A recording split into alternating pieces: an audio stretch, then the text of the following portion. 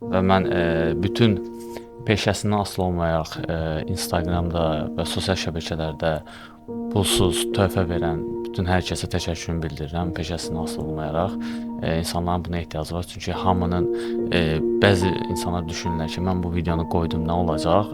Bir insan həyatı dəyişir bəzən ki, Bəli, biz bilmirik, yəni bilmirik kimə nə hər şey təsir eləyəcək. rəylərdə olmur. Hər kəs rəy yazmır. Yazmır, bəli. Yəni və yaxud da hər bir ifadə o an təsir etmir. Bəzən bir şey eşidir, yəni eşitdi, getdi. Amma uzun bir müddət sonra, bəlkə aylar sonra onun həyatında elə bir nöqtədə o cümlədən istifadə edir ki, bəlkə heç özü də bilmir o cümləni hardan eşitmişdi. O cümləni deyən adam da bilmir ki, nə oldu bir adamın həyatında onun cümləsi necə bir təsir oyatdı.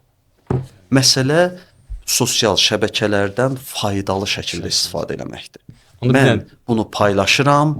Niyə? Mən əvvəlki podkastda da demişdim ki, insanlar televiziyanı qınayırdılar ki, bundan biabır çıxdı, bundan biabır çıxdı.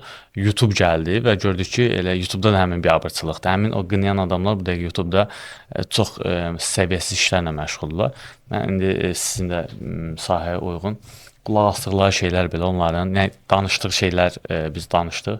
Qulaq asdığı şeylər də belə onların psixologiyasını və həyatını dəyişə bilər. Şüuraltı odur da, əlbəttə ki, yəni dinlədiyimiz hər hansı bir səs, söz, bunlar hamısı bizim şüuraltımıza təsir göstərir.